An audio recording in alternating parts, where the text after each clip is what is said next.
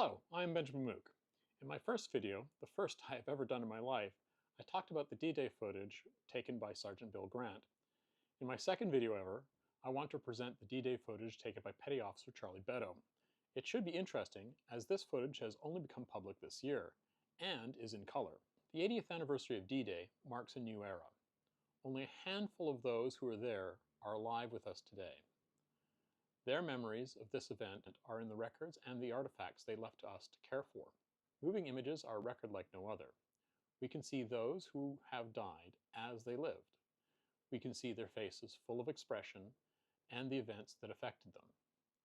One may think that after 80 years, there was no more history to tell. But new discoveries are always surfacing. One of these discoveries has finally come to full light in 2024. The footage was being used online before now, but tracing the source had proved difficult. The key to understanding what is truly in this footage are Beddoe's dope sheets, the notes he took as he filmed. Petty Officer Charlie Beddoe was posted to Landing Craft 939. The LCG was a landing craft tank that had been converted into a platform for an array of naval guns. These weapons provided direct fire to support the Allied soldiers attacking the Germans. Its flat bottom allowed it to get all the way to shore, closer than any ordinary naval ship. Its unusual nature extended to it being manned by Royal Marines. The failure at Dieppe to have sufficient supporting firepower behind the attacking infantry was a mistake not to be made again.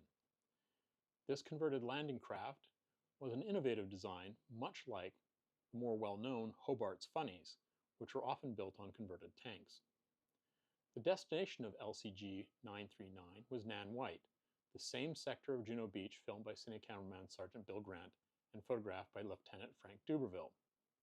The sector would be covered from multiple viewpoints, and the testimonies of many individuals would be written down. We can follow the footage with Beddoe's dope sheets.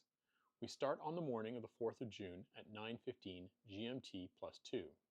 Britain had adopted double daylight savings time for the invasion, putting it in the same time zone as France. The weather was fine, if very hot, on the 4th of June. By the 5th of June, it would be dangerously stormy. D-Day was to be delayed until the 6th of June. The footage starts at the S2 Hards at Southampton. This location is now the docks for the Red Funnel ferries, which is a much more comfortable way to cross the Channel to Normandy. In June 1944, it would be where the Canadians boarded their landing craft. While they had been training for years, it would be, for most, their first experience of battle. One of the first landing craft we see in Beddoe's footage is Landing Craft Infantry 299 leaving the Hards. LCI 299 will be familiar to many of you for being in Sub-Lieutenant Gilbert Mills' famous photographs taken at Nan White on D-Day. In Milden's photographs, we can see D Company of the Stormont, Dundas, and Glengarry Highlanders disembarking. In the background and to the left, we can see La Maison des Canadiens. Then moving right, the rail station, and then further right, the mansard roof of l'Hôtel de la Belle Plage. Events around these landmarks were recorded more closely by cameraman Bill Grant and photographer Frank Duberville, something I spoke about in my previous video. When this photo was taken, Grant was actually filming looking back at Milne. We can see in Grant's shot LCI 299 in the background.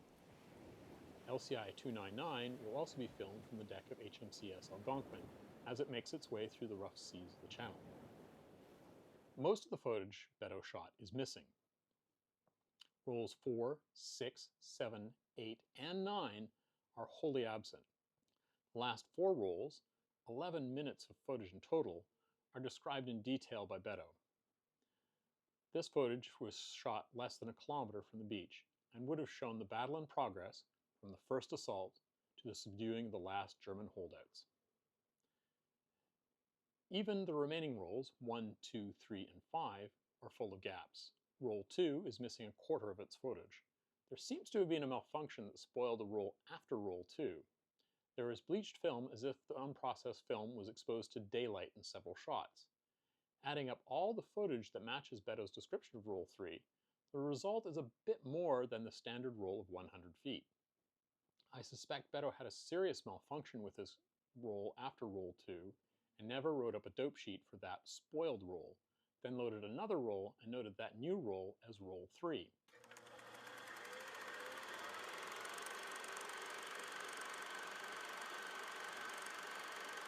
Roll 1. LCI 299 leaving S2 Hards at Southampton with D Company of the Stormont, Dundas and Glengarry Highlanders.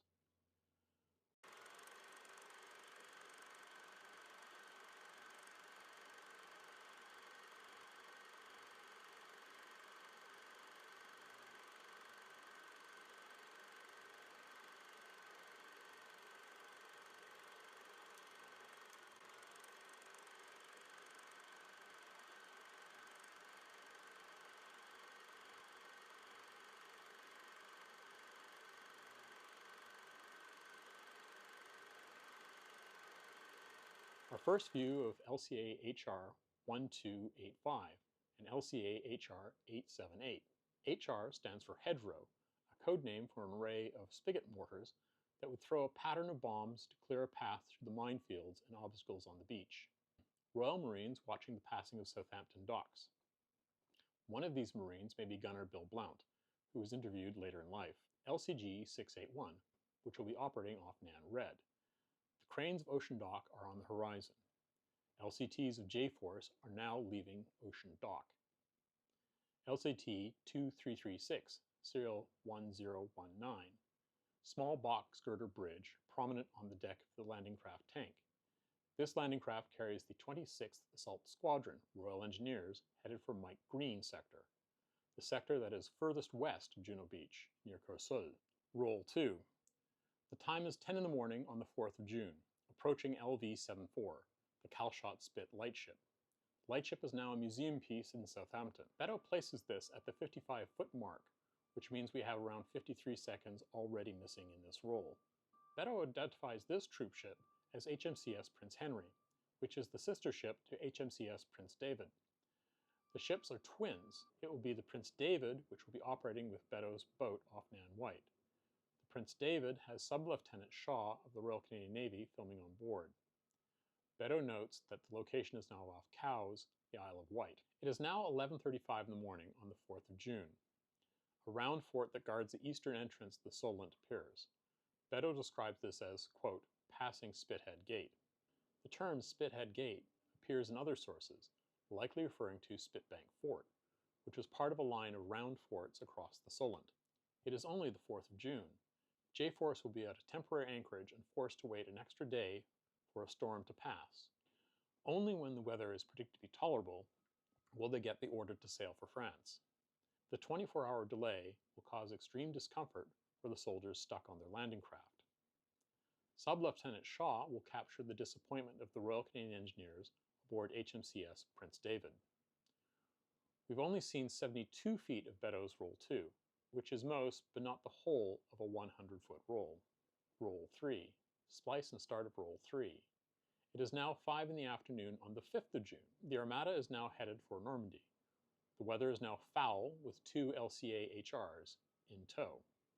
Beddoe's description of Roll 3, Shot 1 is, quote, various shots of 2 LCAs which were towed astern to conserve fuel. LCAs were hedgerow carriers. Their job is to carpet the beach with devastating explosives which are fired rocket fashion from the craft and aimed to detonate landmines and clear the beach for the commandos, end of quote. Here we see the preparation to transfer a Navy rum flagon of hot tea to one of the LCA HRs. Beddoe writes of Roll 3, Shot 2, quote, hot tea is put into an empty rum jar and fastened to a board and allowed to drift back to the LCA HR.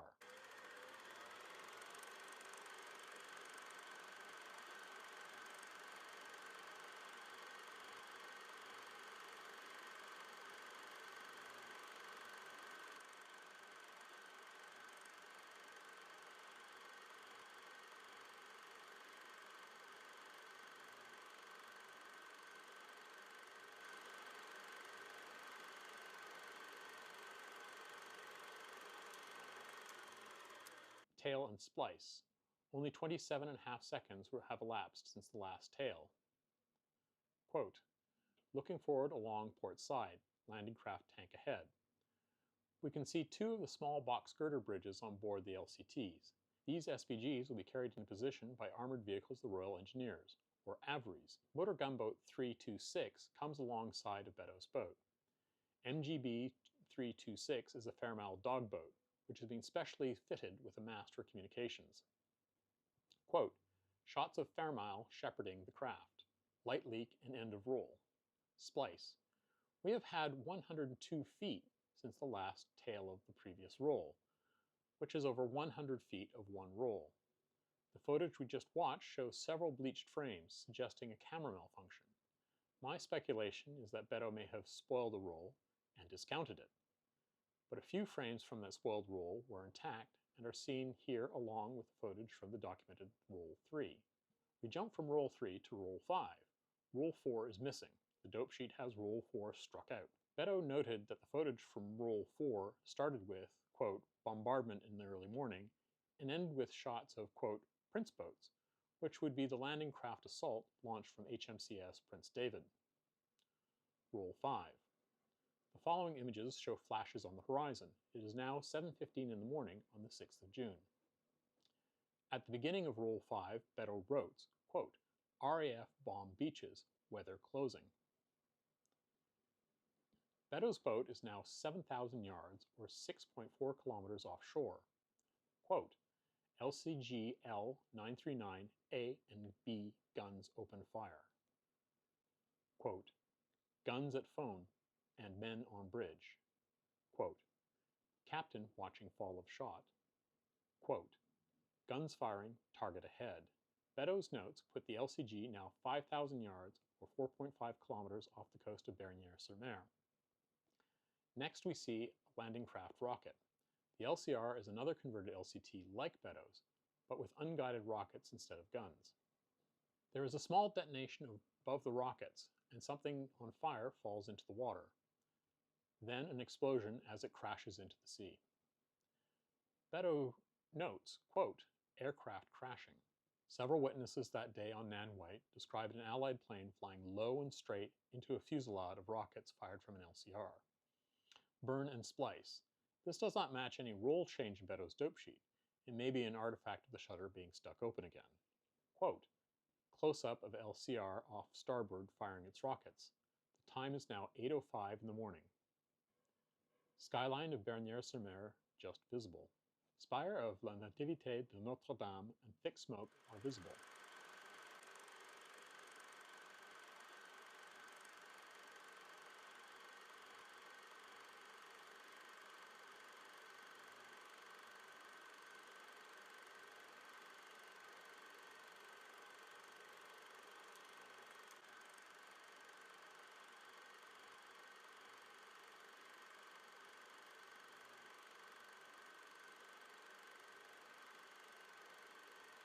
Skyline of Nan White in the background with landing craft crossing to the west. Beddoe puts the boat just 1,000 yards, less than a kilometer offshore. End of roll.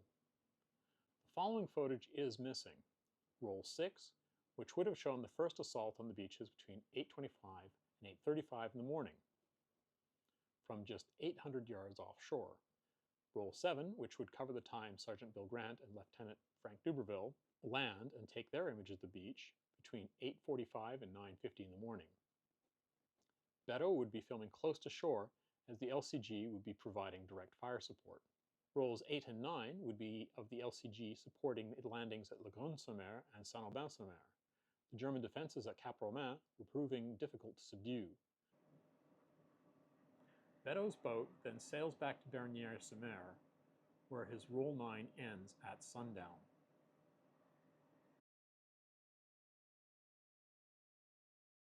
Beddoe does have notes for a Roll 10 that he starts after sundown on the 6th of June.